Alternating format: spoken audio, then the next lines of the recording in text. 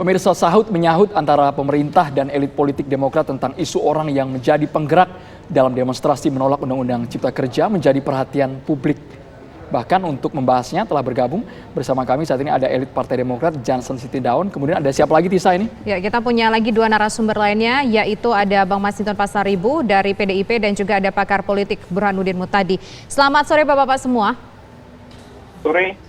Ya, pertama saya ingin ke Selamat sore, Tisa. Selamat sore, Bung Andromeda, Bung Tisa. Ya, pertama saya ingin ke Bang Johnson dulu nih, yang merasa tertuduh dengan adanya informasi yang berseliweran di media sosial di sana. Kemudian direspon oleh Pak SBY dengan akun YouTube-nya. Bisa dijelaskan tentang ucapan dari Pak SBY itu, Bang Johnson? Iya, Tisa, saya ingin memulainya agar runut begitu, agar runtut gitu ya, dari awal dulu ya. Pada tanggal 3 Oktober, Partai Demokrat itu menolak RUU Ciptaker melalui pandangan mini di Balik, kan begitu. Dilanjutkan kemudian tanggal 5 ya, kami menolak kembali RUU yang akan disahkan itu. Karena menurut kami di tengah Covid ini tidak ada urgensinya, begitulah. Sikap berbeda ini merupakan hal yang biasa dalam demokrasi. Sebagaimana partai-partai yang lain juga sering itu dia melakukan sikap yang sama di parlemen. Seperti 10 tahun pemerintahan Pak SBY itu, PDIP itu sering sekali melakukan ini. Bahkan di rapat paripurna pun ya mereka keluar menangis, lain semua segala macam. Itu hal yang biasa saja. Saya lanjutkan. Kemudian ya sesudah penolakan ya di rapat paripurna tanggal 5 Oktober, tanggal 8 itu kemudian ada demonstrasi besar, begitulah. Setelah terjadinya demonstrasi itu, kemudian keluar narasi dari pemerintah yang secara terang benderang ya didengar oleh kita, didengar oleh publik luas di seluruh Indonesia ini, bahkan dunia, yang mengatakan ya, saya kutip ya, pemerintah mengatakan ada yang mendalangi itu loh, ada yang mendanai ya, ada yang memprovokasi demo tanggal 8. Tetapi pemerintah tidak menjelaskan siapa yang mendalangi itu, siapa yang membiayai itu, dan lain-lain itu. Di saat yang sama ya, di media sosial, karena apapun hari ini abad media sosial begitu, buzzer-buzzer itu menuduh secara gamblang dan kompak. Ini sekali lagi ya, secara gamblang dan kompak, yang mengarahkan kepada Pak SBY, Mas Ahaye, dan Partai Demokrat. Itu sikap pemerintah ini ya, itu yang kami pertanyakan. Pertama itu, jelaskan siapa yang mendalangi itu. Kalau Anda kemudian membangun dalil ya, maka si pencipta dalil itu yang harus menjelaskan, apalagi ini negara. Yang kedua, saya ingin menyampaikan begini. Kemarin Pak Mahfud MD mengatakan ya, kami tidak pernah kok menuduh Partai Demokrat, Pak SBY dan Mas Ahaye. Saya tidak ingin bicara soal yang itu, tetapi bagian akhirnya Pak Mahfud mengatakan itu kan hanya di medsos-medsos yang tak jelas. Ini pernyataan Pak Mahfud, sekali lagi saya ulang, itu kan hanya di medsos-medsos yang tak jelas. Artinya Pak Mahfud tahu itu, tahu serangan kepada Pak SBY ya, kepada Partai Demokrat, kepada Mas Ahaye. Kalau tahu ada tindak pidana tapi mendiamkannya begitu, ini kan kejahatan ini. Apalagi yang mendiamkan ini adalah pemerintah. Itu. Untuk itu maka kemarin Pak SBY kemudian ya menyampaikan melalui bincang-bincang santainya itu, ya kalau memang ada yang mendalangi demo itu begitu ya, dibuka saja itu. Bahkan di situ Pak SBY mengatakan, ingin saya garis bawahi, Pak SBY mengatakan, jika pun saya punya kemampuan untuk menggerakkan itu, kata beliau, saya tidak akan pernah melakukannya. Tidak perlu lagi ditanyakanlah kecintaan Pak SBY ini kepada Indonesia ini. 5 tahun beliau perang di tim-tim, 30 tahun jadi tentara, 5 tahun jadi menteri, 10 tahun jadi presiden. Itu dia. Baik, jadi Bang Johnson, kami meminta itu kepada pemerintah, menjelaskan itu. Itu dia. Oke, Bang Masinton langsung ditanggapi, mengapa tidak ada tindakan tegas, tindakan hukum yang diambil oleh pemerintah?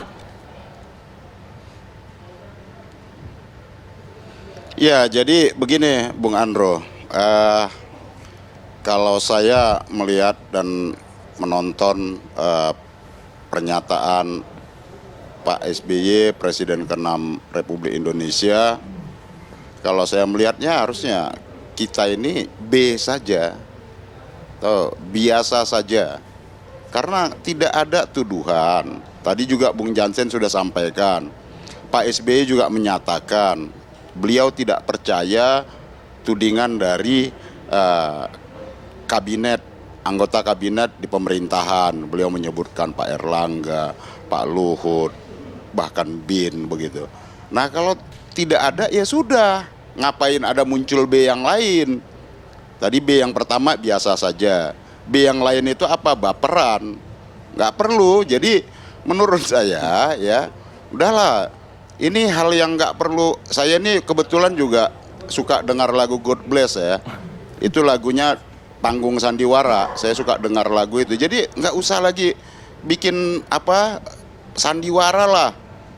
Ya sudah, kalau itu memang tudingan tidak ada dari pemerintah menuding seperti itu. Bang Masinton, perlu Anda luruskan, Bang Masinton, maksud Anda yang baperan yang bersandiwara itu siapa? Presiden RI ke-6. Bang Masinton, yang maksud Anda bersandiwara, baperan itu siapa? Iya. Ya yang kita tonton aja kan kesannya kalau saya menyimpulkan ya jadi kayak lagu God Bless itu, Panggung Sandiwara ya. Jadi B yang lain tadi baperan. Harusnya kan biasa saja lah. Bang Masinton. B yang awal tadi biasa saja karena memang. Jadi siapa yang baperan di sini Bang Masinton bilang? Iya, gimana? Yang Bang Masinton bilang di sini siapa baperan? Ya yang tadi yang ditayangkan saya kan membaca itu kan yang ditayangkan sama TV One. Iya kan? Nah, jadi menurut saya ya kita harus juga bijak lah ya. Kalau kemudian fenomenanya di sosial media itu siapa saja apa segala macam bisa berkomentar. Kalau dikatakan tadi buzzer ya silahkan laporkan. Nah tentu pemerintah tidak mungkin melakukan tudingan hoax ya.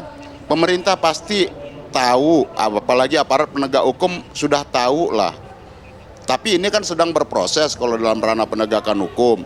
Nah kemudian kalau ada yang menyimpulkan bahwa dirinya yang merasa tertuduh, nah ini kan jadi lucu juga gitu loh. Ini kan jadi mendramatisasi satu keadaan yang saya katakan Panggung Sandiwara tadi. Saya kemarin di rumah aspirasi saya ketemu sama teman-teman mahasiswa di Jakarta Selatan. Kebetulan saya anak Jaksel, dapil saya Jaksel dan Jakpus. Ngobrol-ngobrol, ini ngobrolnya ngelantur, ya mantan suka baperan bang, gitu. Maksudnya apa sih? Ya ada mantan pacar, mantan apa begitu. Oke, baik. Nah jadi saya melihat ini situasi yang harus disikapi secara bijak, tidak perlu juga mendramatisasi satu keadaan yang menurut saya ya ini tidak ada dituduhkan ke siapapun dan ini sedang berproses begitu ya. Kemana ininya. Tentu penegak hukum punya informasi hasil dari penyelidikan, fakta-fakta di lapangan dan belum pada kesimpulan. Nah kemudian kalau Mas Burhanuddin menyimpulkan dan bahwa juga Bang Jansen bisa menanggapi pernyataan dari kan Bang Masinton sesaat gitu. lagi nih. Bang Masinton ditahan dulu, Bang Jansen ditahan dulu, kita harus jeda. Pemirsa tetaplah bersama kami di Kabar Petang.